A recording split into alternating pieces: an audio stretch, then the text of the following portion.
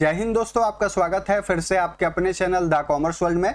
Jharkhand academic council Ranchi की तरफ से वीकली टेस्ट लिया जा रहा है बच्चों का लर्निंग इम्प्रूवमेंट के लिए। यहाँ पर आप देख सकते हैं आज हम लोग अकाउंटेंसी सब्जेक्ट का जो एमसीक्यू क्वेश्चन आया था एग्जाम में 2/9/2023 को, उसका आंसर की देखने जा रहे हैं क्लास 11 कॉमर्स के लिए। 40 नंबर का ये क्वेश्चन था, आप यहाँ पर देख सकते हैं लिखा गया है क्लियरली। और उसके बाद इधर 90 मिनट का टाइम भी दिया गया था, ये अकाउंटेंसी सब्जेक्ट का और ये 11 क्लास का। यहाँ पर कुछ सामान्य निर्देश है जहाँ पर बताया गया है कि इस प्रश्न में सारे क्वेश्चन जो है ऑब्जेक्टिव है, सारा का आंसर देना अनिवार्य है। 16 क्वेश्चन आपको मिलेंगे, प्रत्येक 2.5 नंबर का है। टोटल आपका 40 नंबर हो जाता है अगर दोनों को मल्टीप्लाई हम लोग करते हैं तो। गलत उत्तर के लिए कोई भी नेगेटिव मार्किंग नहीं है, क्लियर है। यहाँ पर 4 विकल्प आपको मिलेगा ए बी सी डी, उसमें से आपको सही का चयन करना है, ठीक है। यहाँ पर लिखा गया है परीक्षा की समाप्ति से पहले किसी भी परीक्षार्थी को परीक्षा कक्ष से बाहर जाने की अनुमति नहीं होगी। तो ये सामान्य निर्देश है, सारे क्वेश्चन में आपको मिल जाएगा। उसके नीचे आपसे पूछा गया है यदि 2 या अधिक सामान्य प्रकृति के लेन देन सौदों का एक साथ जनरल किया जाता है तो यह जाना जाता है A compound journal entry, B separate journal entry, C posting, D इनमें से कोई नहीं, नन ऑफ दिस। तो इसका जो सही आंसर होगा वो होगा कंपाउंड जनरल एंट्री। चलिए हम लोग एक एग्जाम्पल से भी इसको समझ लेते हैं ये क्या होता है। तो देखिए, rent paid to cash, salary paid to cash, 2 journal entry है। दोनों में आपको क्या पेमेंट करना है, रेंट और सैलरी पेमेंट करना है। तो आप इस तरीके से जनरल एंट्री, 2 जनरल एंट्री को मिला सकते हैं। जैसे रेंट पेड कीजिएगा तो आपको लिखना होता है rent account debit to cash account, ठीक है। और सैलरी पेमेंट करना रहता है तो क्या लिखते हैं, salary account debit to cash account. अगर हम दोनों एंट्री को क्या बना दे, कंपाउंड जनरल एंट्री, तो कैसे हम लोग लिख सकते हैं वो भी हम आपको बता देते हैं, ठीक है। यहां से इसको हटाते हैं तो दोनों समझ में आ गया। दोनों एंट्री को आप इस तरीके से लिख सकते हैं, rent account debit, salary account debit to cash account. ये बन गया कौन सा एंट्री, कंपाउंड जनरल एंट्री। क्योंकि क्रेडिट में आपका हमेशा क्या नजर आ रहा था, आपको कैश नजर आ रहा था। तो ये क्या था, सामान्य प्रकृति का लेन देन था, समझ गए। तो इस तरीके से आपने क्या किया, दोनों एंट्री को मर्ज कर दिया। तो इसको क्या कहा जाएगा, संयुक्त जनरल प्रविष्टि, जिसको इंग्लिश में कहा जाता है compound journal entry. Question number 1 complete. Question number 2 देखते हैं हम लोग। क्वेश्चन नंबर 2 में कहता है व्यक्तिगत प्रयोग हेतु 1500 रुपया आहरण को डेबिट किया जाना चाहिए। तो आपको बता दें कि जब भी आप ड्राइविंग करते हैं तो उसका जनरल एंट्री क्या होता है, पर्सनल यूज के लिए ड्राइविंग अकाउंट डेबिट टू, क्या ड्राइविंग किए हैं वो क्रेडिट होगा। जैसे कैश विड्रॉ किए हैं तो कैश होगा, अगर गुड्स किए हैं तो परचेज होगा या तो गुड्स होगा, ठीक है। ये जनरल एंट्री होता है। अब यहाँ आपसे पूछा गया है कि व्यक्तिगत प्रयोग हेतु 1500 रुपया आहरण को डेबिट किया जाना चाहिए। किससे डेबिट किया जाना चाहिए, driving of ₹1500 for personal use is to be debited in, कौन सा अकाउंट है, ड्राइविंग अकाउंट। तो इसका जो सही आंसर होगा वो डी होगा, आहरण कहता क्या होगा, डेबिट होगा, ड्राइविंग अकाउंट डेबिट होगा। तो क्लियर हो गया, क्वेश्चन नंबर 2 भी हम लोग का क्लियर हो गया कि डी नंबर ऑप्शन सही होगा। क्वेश्चन नंबर 3 हम लोग देखते हैं, वहां पर क्या बोलता है। क्वेश्चन नंबर 3 में रोजनामचा एक पुस्तक है, general is a book of. हम लोग हमेशा जब जनरल स्टार्ट करते हैं तो बुक्स ऑफ ओरिजिनल एंट्री या रिकॉर्ड कहते हैं, वहां पर प्रारंभिक अभिलेख है। तो इसका जो आंसर होगा वो ए होगा, सही। ठीक है, ए नंबर इसका सही होगा। ठीक है, इस तरीके से हम लगा देते हैं, थोड़ा सा अच्छा लगता है। चलिए, general is a books of original records, तो यही आपका सही आंसर होगा क्वेश्चन नंबर 3 का। क्वेश्चन नंबर 4 आप देख सकते हैं क्या लिखता है, लेन देनों की संक्षिप्त व्याख्या को कहते हैं, समरी को क्या कहते हैं। ठीक है, समरी कहां से स्टार्ट होता है, जब आप लेजर में पोस्टिंग कर देते हैं उसके बाद से आपका समरी का काम स्टार्ट हो जाता है, तो इसको समराइजेशन कहेंगे, संक्षिप्तीकरण कहेंगे। ठीक है, तो इसका सही आंसर होगा ए, संक्षिप्तीकरण। समरी को हम लोग समराइजेशन कहते हैं। ठीक है, क्लियर हो गया। क्वेश्चन नंबर 5 जो है वहां पर कहता है, एक से अधिक नाम और जमा करने की प्रविष्टि को कहते हैं। यहां पर बोला the journal entry of more than one debit and credit is now as, क्या कहेंगे। ठीक है, यहां पर लिखता है ए, मिक्स्ड अकाउंट्स, बी बोलता है प्राइमरी अकाउंट्स, सी बोलता है फाइनल अकाउंट्स, डी बोलता है यहां पर ट्रांसफर अकाउंट।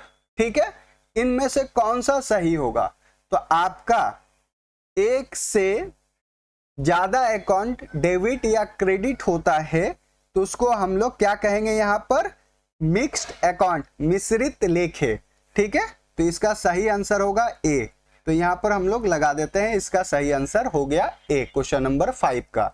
उसके बाद हम लोग यहां पर देखते हैं question number 6।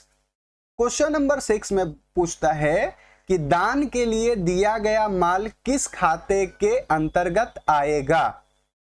Goods given away as charity is so under which account, कौन सा अकाउंट के अंतर्गत आएगा। तो जब भी आप किसी को चैरिटी देते हैं, फ्री सैंपल करते हैं, या तो आपका गुड्स में कोई तरह का नुकसान हो जाता है तो उसको हम लोग सबसे पहले डेबिट करते हैं। तो यहां पर चैरिटी क्या होता है, डेबिट होगा, charity account debit to sale, तो इसको नहीं किए हैं। चलिए इसको थोड़ा सुधार के हम लोग लिख देते हैं, क्योंकि इस तरीके से आपका अच्छा नहीं लगता है। इसको साफ करते हैं थोड़ा बैक आके। चलिए इसको थोड़ा क्लियर कर लेते हैं।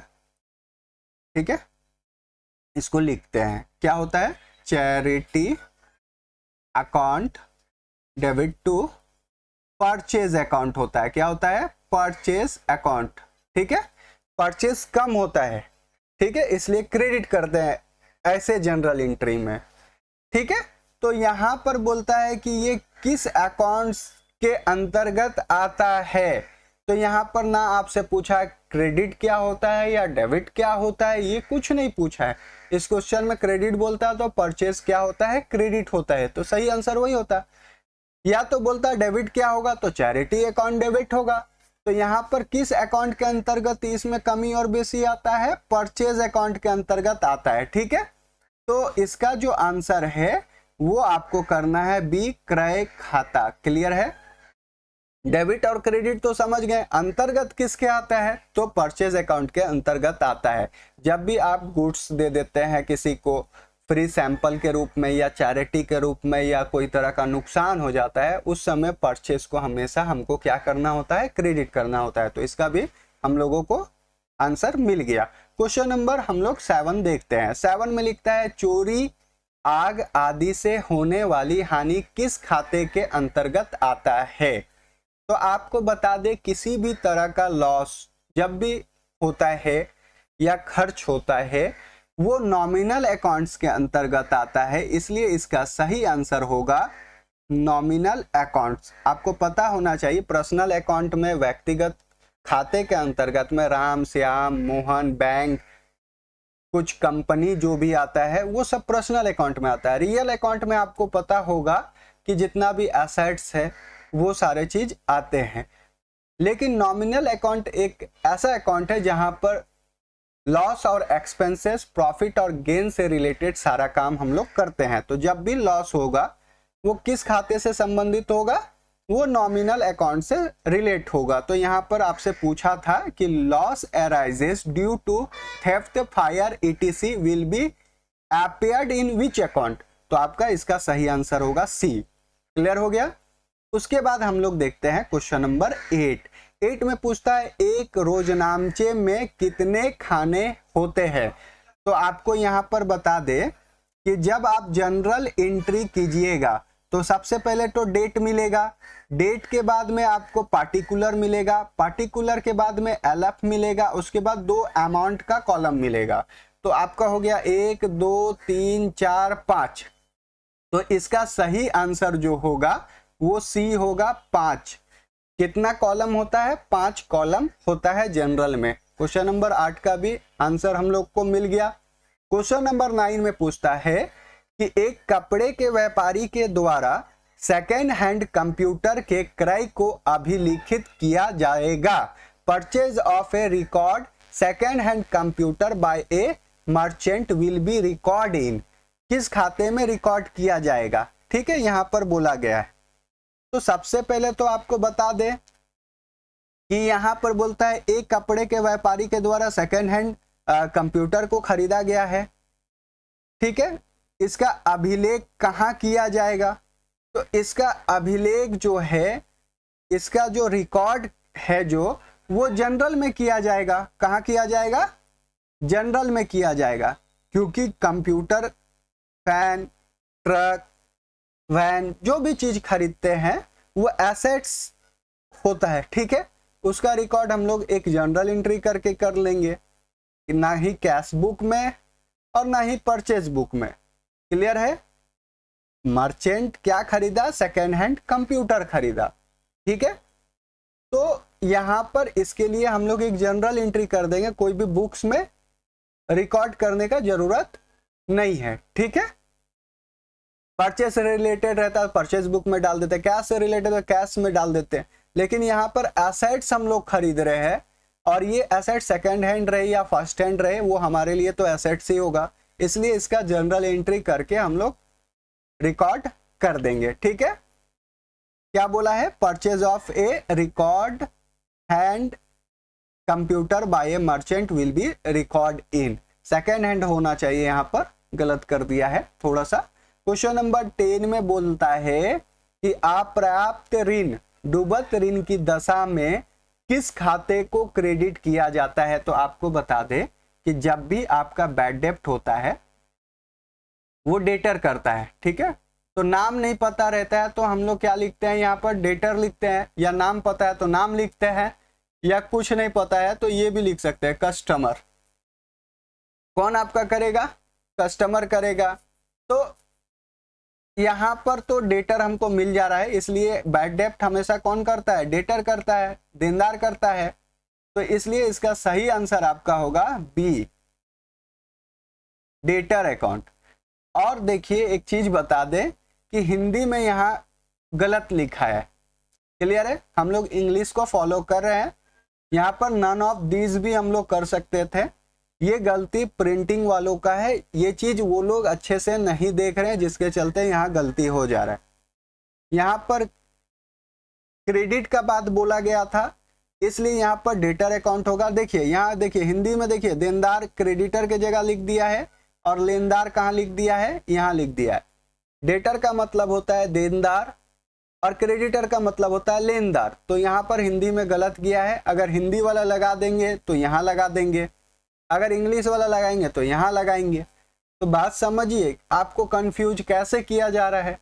तो ध्यान दीजिए, इंग्लिश वाला यहाँ पर इस तरीके से इसको काट दिए होंगे एग्जाम में, डेटर अकाउंट क्लियर कर दीजिएगा, और हिंदी वाला लिखिएगा तो देनदार का खाता लिख के और इसको काट दीजिएगा। ठीक है, वो ऑटोमेटिक पता चल जाएगा जो चेक करने वाला रहेगा उनको। ठीक है, तो चलिए आगे बढ़ते हैं। कोई रोज नामचया लेखा नहीं किया जाता है, किसका जनरल एंट्री नहीं किया जाता है? A trade discount, B cash discount, C A and B दोनों, डी नन ऑफ दिस। तो आपको बता दे, जब भी आप किसी को ट्रेड डिस्काउंट व्यापारिक छूट देते हैं तो उसका जनरल एंट्री पास नहीं किया जाता है। इसलिए इसका सही आंसर होगा ऑप्शन नंबर ए, व्यापारिक भत्ता या ट्रेड डिस्काउंट। क्वेश्चन नंबर 12 में पूछता है क्रय की गई मशीनरी को डेबिट करना चाहिए, purchase of machinery should be debited. तो क्या डेबिट होगा? तो एक जनरल एंट्री हम लोग कर लेते हैं ना इससे रिलेटेड। मशीन खरीदे तो मशीन क्या होगा? मशीनरी डेबिट होगा। और टू क्या दिए होंगे? बदले में पैसा दिए होंगे, तो कैश अकाउंट हुआ होगा क्रेडिट। ठीक है, तो ये कहानी होगा। तो आपको बोलता है कि डेबिट क्या कीजिएगा, तो यहाँ पर कंफ्यूज हो जाइएगा कि परचेज कीजिएगा कि मशीनरी। तो मशीनरी एक एसेट्स है, तो एसेट्स को डेबिट करना चाहिए। परचेज केवल गुड्स से रिलेट जो चीज होता है उसी में हम लोग परचेज उर्चेज लिखते हैं। तो यहाँ पर मशीनरी क्या हो रहा है? डेबिट। तो इसका सही आंसर जो है वो होगा मशीनरी अकाउंट। ठीक है, तो क्लियर हो गया क्वेश्चन नंबर 12 भी। क्वेश्चन नंबर 13 हम लोग देख लेते हैं। तो 13 में पूछता है स्वामी द्वारा व्यवसाय में लाई गई रोकड़ और माल से निम्नलिखित खाते को क्रेडिट किया जाएगा।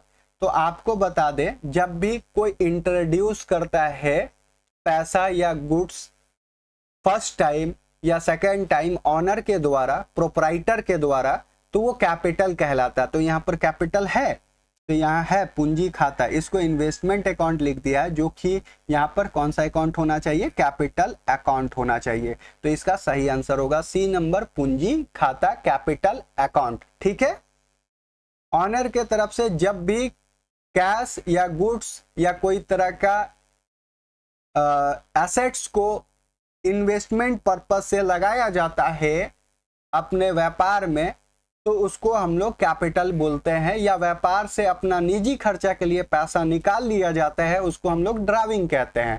ठीक है, तो यहाँ पर क्या बोला गया है? इंट्रोड्यूस्ड किया है, मतलब कि लगाया है। तो इसलिए हम लोग पूंजी खाता मतलब सी नंबर ऑप्शन को, कैपिटल अकाउंट को सही किए हैं क्वेश्चन नंबर 13 में। क्वेश्चन नंबर 14 देखते हैं। 14 में पूछता है एक ग्राहक को दी गई नगद छूट निम्नलिखित खाते में क्रेडिट करनी चाहिए।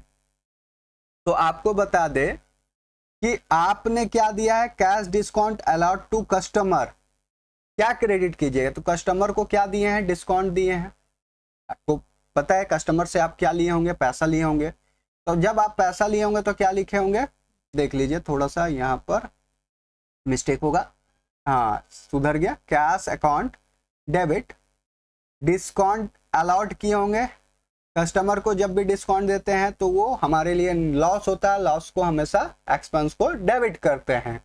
तो डेबिट हो गया। टू, किससे पैसा लिए होंगे? कस्टमर से, तो कस्टमर का नाम आया होगा, तो कस्टमर का नाम नहीं पता तो कस्टमर अकाउंट क्रेडिट कर देंगे। तो यहाँ पर आपसे पूछा क्रेडिट किसको कीजिएगा, तो ना ही कैश को क्रेडिट करेंगे ना ही डिस्काउंट को, तो किसको क्रेडिट कर रहे हैं? कस्टमर को ना।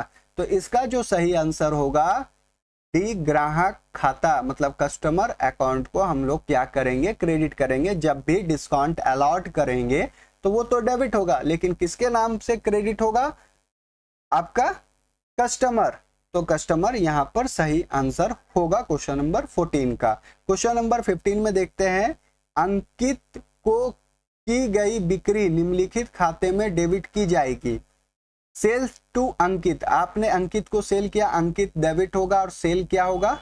क्रेडिट होगा। यहां से एक जनरल एंट्री कर दी हम, Ankit account debit, sales account credit. ठीक है, इसको थोड़ा साफ कर लेते हैं, फिर से वही प्रॉब्लम हो जा रहा है बार बार। थोड़ा प्रैक्टिस छूट जाने के बाद भूल जाते हैं ऑप्शन को डिसेबल करने के लिए। तो यहाँ हो जाएगा Ankit account debit to sales account, ये सही एंट्री है। ठीक है, हम लोग कर दिए। यहाँ पर क्या बोलता है? सेल्स टू अंकित, सेल्स कर दिए, क्या होगा? डेबिट, तो अंकित डेबिट हो रहा है। तो इसलिए इसका सही आंसर होगा ऑप्शन नंबर बी, अंकित का खाता, अंकित अकाउंट क्या होगा? डेबिट होगा। अगर आपसे पूछता क्रेडिट क्या होगा तो सेल्स अकाउंट होता। क्लियर है?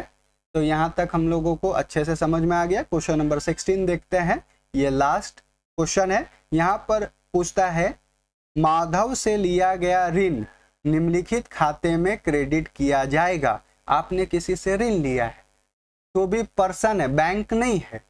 तो यहाँ पर किससे लिए हैं? माधव से आपने लोन टेकन किया है, लिया है।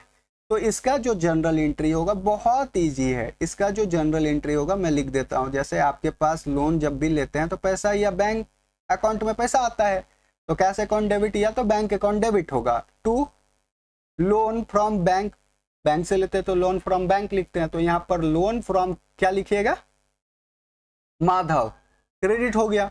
तो यहाँ का जो आंसर होगा ऑप्शन नंबर बी होगा, माधव से ऋण खाता क्या होगा, क्रेडिट होगा, यानी कि लोन फ्रॉम माधव क्या होगा, अकाउंट क्रेडिट होगा। तो इसका सही आंसर होगा ऑप्शन नंबर बी।